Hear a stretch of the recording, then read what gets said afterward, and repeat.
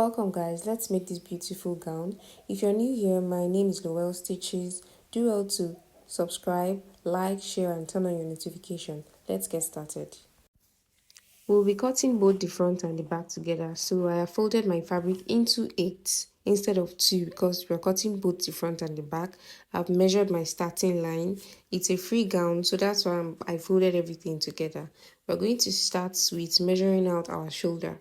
The shoulder I'm working with is 16. 16 divided by 2 is 8. So I'm going to measure out 8. Then I'm going to add ½ inches seam allowance.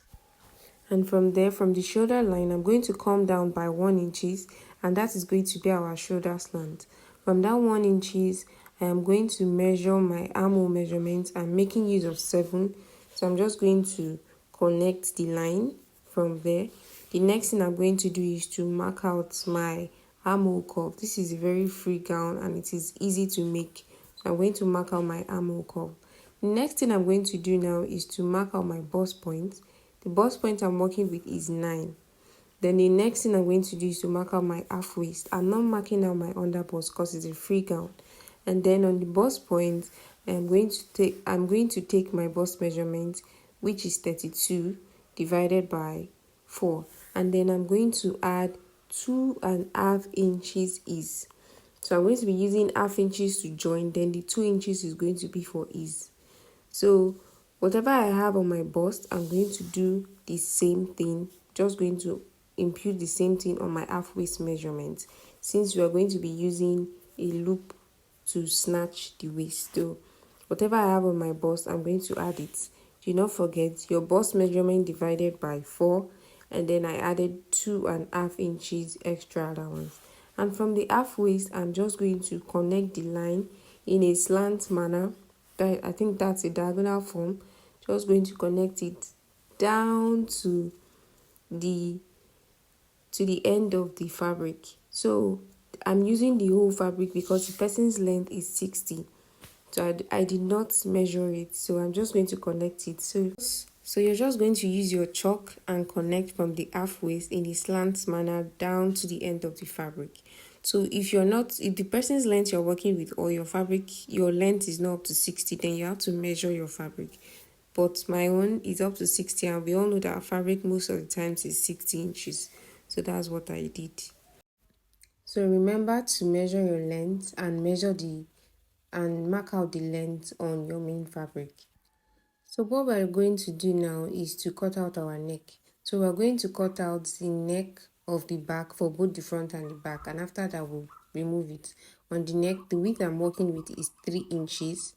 3 inches. Then the depth I'm working with is 1½ inches. You're going to see why we're cutting this for both the front and the back. Is because if we are to cut the front neckline on the fabric, it's going to spoil it. So after this, we're going to remove it.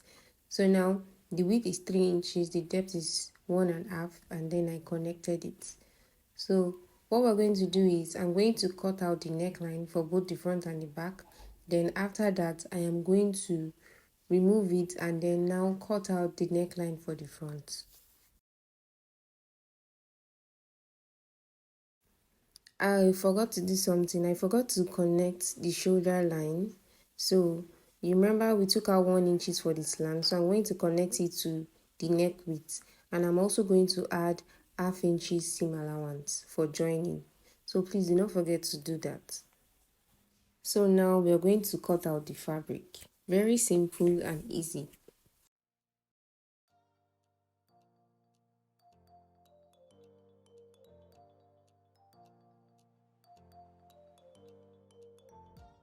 So I'm done cutting it. So I'm just going to pick one of the fabric and use it as my front. And the reason why I'm picking it out, I'll explain again, is to cut out the front neckline, because the front neckline and the back neckline are not the same thing. So for the front neckline, we are cutting a kind of a queen and kind of neckline. And so that is what we're going to do. So I'm just going to place it well and then we'll cut out our neckline. So now what we're going to do is to mark out the depth for the neckline. You place your tape rule on your shoulder slant, that is before the ½ inches allowance you added. So I'm going to place it there, and then the depth I'm going to be making use of 5.5. 5.5. That's what I'm going to be making use of for the depth. And then the next thing we're going to do is to mark the width. So on the depth, I'm going to be measuring 4 inches. Yes, I'm going to be measuring 4 inches. And then we're going to connect from that 4 inches up to the top. So let me quickly explain again. So we measured 5.5 inches as the depth, and on that 5.5 inches, I measured 4 inches, and then we're going to connect from that 4 inches back to the top. Do not forget that the top, when we were cutting both the front and back neckline, it was 3 inches. So this is it. You're just going to connect it, and we have our neckline for the front, and then we're going to cut it out.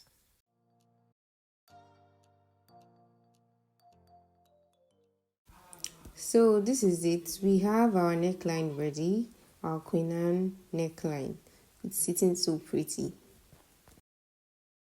So now we are going to cut out our sleeve. What I did is I folded it into two, and then I folded it again.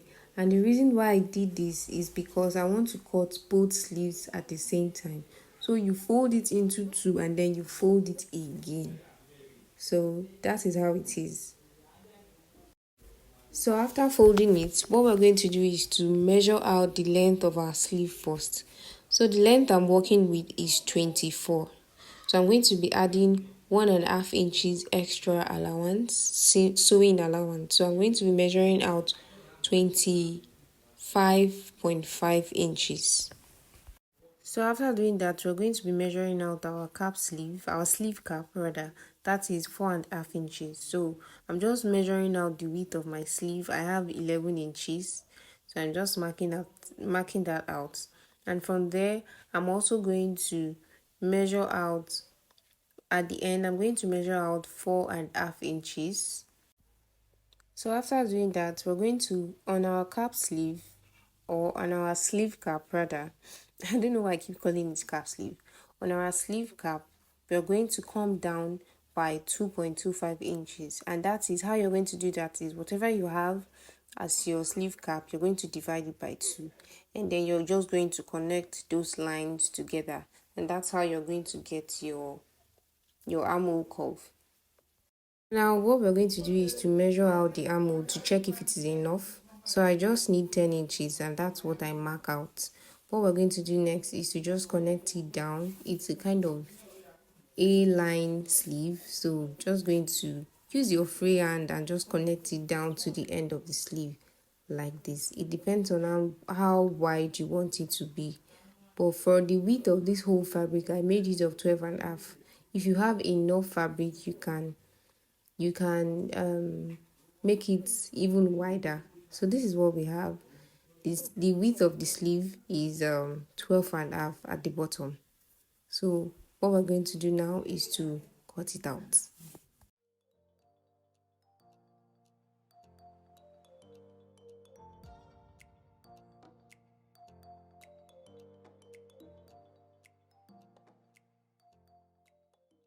So our sleeve is ready. The next thing we're going to do is to make our loop.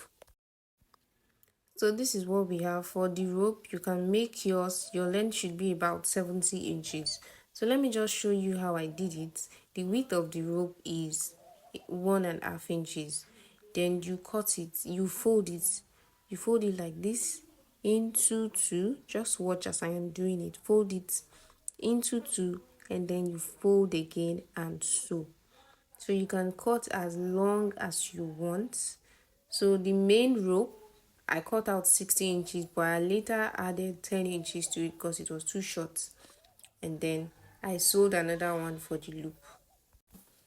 So for the neckline, you can either use a bias tape to turn it. For the back, I'm going to be using a bias tape. But for the front, I want it to have a more neater look. So I cut out another piece of fabric, the same fabric, like the neckline form in a shorter way. And that is what I'm going to be using to turn it. So I'm just going to place it, and then I'll sew it round. Okay, so what you're going to do is you're going to place your main fabric right side facing up, And then the fabric you're using to turn the neck, the right side will be facing the main fabric, just like you see it, so that when you turn it, the right side will be the one showing inside. Okay, so this is how the neckline is after turning it. You see how clean it looks, and then I just top stitched inside. So this is how it is, and I'm going to iron it. So the next thing we're going to do now is to cut out the loop. What we're going to be using for the loop. So I'm using 3.5 inches as the length for the loop. That way we'll have space for seam allowance and also where the rope is going to enter. So you're going to cut as many as you need. So for the dress, I made use of 4 loops. I cut out 4 loops for each side, making it a total of 8 loops. So you're going to cut out as many as you can. So what we're going to do is to determine where we're going to place our loop. You measure all your half inches of sewing allowance. So next, we're going to measure our underbust measurement because that's where the loop is starting from. Underbust measurement is 12.5. That's the measurement I'm working with. I'm going to be adding half inches allowance, so everything is going to be 13 inches. So you're going to mark the same thing on the other side. So this is what we're going to do. Your loop, you're going to fold it. You're going to fold it like this. You're going to place it on top of each other like this, and then you place it on the line you mark. So it's going to be facing inward. It's going to be facing inward, so you can just pin it down. And the reason why it's facing inward is because when you join it together, the loop is not going to be inside, but it will be outside. So I'm going to be making use of 1 inches allowance difference, 1 inch space. So I'm going to measure 1 inches, and then I'm going to place my second loop. Do you get? So I'm going to do this till I get to the number of loop I'm going to be making use of. So I'm making use of 4 loops. So place your loop, you measure 1 inches, and then you place your other loop. So the half waist is 16.5. So I want the loop to stop there. You can also stop your loop there. I want the loop to stop there. So I'm going to be measuring my half waist 16.5 plus half inches, which is 17. So, and then we're going to be placing the loop with 1 inch interval, just like this. And then I'll place it till I get to the half waist, making it a total of 4 loops. So remember that your measurement can vary, so it is not a must that your loop has to be 4. It can be more than 4. So you're going to repeat the same thing too on the other side. So this is how it looks after sewing. It's going to be facing inward. So I did the same thing too for the other side. And now what we're going to do next is to join both the front and the back together. So you're just going to place it right side facing right, and then you're going to join by the shoulder by half inches, and then you're going to also join by the side by half inches. You remember we gave half inches for sewing allowance and 2 inches for ease. So you're just going to place it like this and join by half inches. So after joining, this is what we have. I have joined both the front and the back together, and as you can see, the loop is outside, it is not inside. So the next thing we're going to do is to attach our sleeve. You see the loop for both sides, it is ready. So the bottom, I'm just going to fold it in, and that's it. So the next thing we're going to do is to attach our sleeve.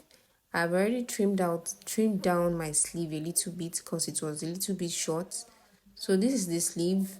I joined it. I measured my armhole. The armhole I'm working with is 9. So I measured my armhole, and from there I just sewed it down by half inches. So what we're going to do is we're going to turn it like this, and then we're going to attach the sleeve, and that's it. There you have it. Your gown is ready. You can make this gown in an hour or 2 depending on how fast you are. This is how it looks. I couldn't get a video, but this is how it looks. Very simple to make. Do not forget to like, share, subscribe, and turn on your notifications.